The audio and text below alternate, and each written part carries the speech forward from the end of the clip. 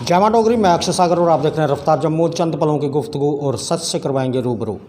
जनता के दुख दर्द को मुस्कान कर दिया, अपने सुख को जनता के लिए कुर्बान कर दिया। आठों पहर तत्पर रहते हैं जनता की सेवा के लिए, तभी भाजपा ने महापौर का पद इनके नाम कर दिया। इनसे मिलिए, आप हैं जम्मू के नवनियुक्त महापौर father of the city Rajendra Sharma ji. Rajendra Sharma ji, रफ्तार जम्मू में आपका हार्दिक अभिनंदन। नमस्कार। राजेंद्र शर्मा जी, अभी तक आप वार्ड नंबर 16 के बागवान थे, अब आप फादर ऑफ द सिटी हो चुके हैं।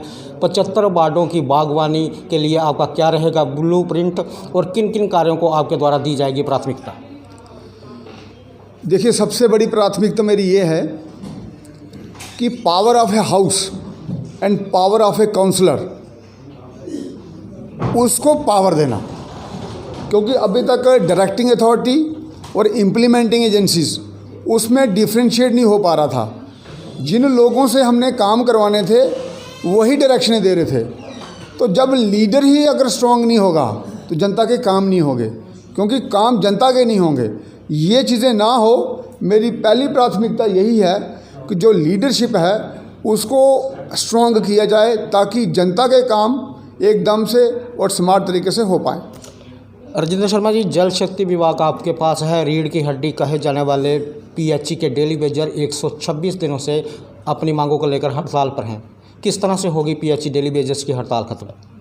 देखिए, उसके लिए दिल्ली सरकार और माननीय राज्यपाल जी और पूरी भाजपा, हम सब लोग और जम्मूवासी भी बहुत चिंतित हैं। जल्द ही इस पे कुछ ना कुछ निर्णय लिया जाएगा, ताकि ये हमारे सारे अपने लोग हैं, हमारे समाज के लोग हैं, हमारे भाई बहन हैं, और बड़ी संजीदगी के साथ इस पे बड़ी गहन चिंतन हो रहा है और जल्द ही कुछ ना कुछ इस पे निर्णय होगा। पिछले रोज़ भाजपा ऑफिस में दिवाली मिलन किया गया, लेकिन पीएचई जो डेली वेजर हैं उनके द्वारा एक नारा दिया गया, आज दिवाली है हमारी थाली खाली है, क्योंकि उनके अकाउंट में दिवाली पर सैलरी नहीं आई। देखो, उनका कहना सही है, और दूसरा ये है कि मैंने जैसे आपको बोला, इस सब चीज़ों पे चिंतन चल रहा है, लेकिन आप ये भी एक चीज़ नज़रअंदाज नहीं कर सकते कि इनकी जब रिक्रूटमेंट हुई थी, वहाँ जो भी चीज़ें ध्यान में रखी गई थी वो सारी ट्रांसपेरेंट नहीं थी। उसमें हम नहीं जाएंगे अभी, लेकिन अभी ये समस्या है, उसका समाधान तो हमने निकालना ही है, और ज़रूर उसका समाधान निकलेगा। और इनको भी मालूम है कि इनका समस्या का समाधान भाजपा ही निकाल सकती है, क्योंकि भाजपा ने जम्मू कश्मीर को हर मुद्दे में प्राथमिकता दी है और उसका हल किया है।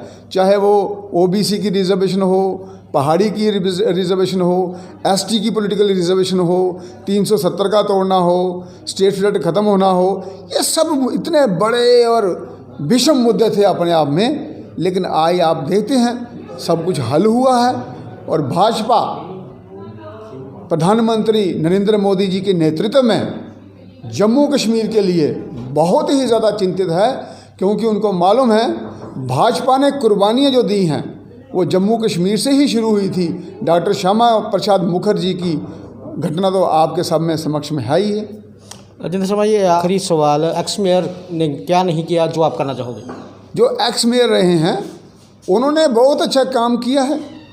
As far as Jammu municipal corporation की गतिविधियों को लेके हम बात करेंगे तो अब मैं किसी से तुलना नहीं करना चाहता। ये आपका काम है, आप देखें किसने क्या काम किया, कितना अच्छा किया, कितना बुरा किया। ऐसे ही मेरी भी तुलना होगी।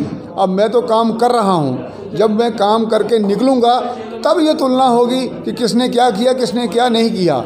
लेकिन हम सब लोग इकट्ठे मिलकर चलते हैं। आपने देखा होगा कॉरपोरेशन ने इस बार जो वोट किया, दे voted for a development irrespective of A party and other considerations. उन्होंने कहा हम सब ने मिलकर जम्मू को बेहतर बनाना है, और जम्मू की डेवलपमेंट के लिए सबने वोट किया है।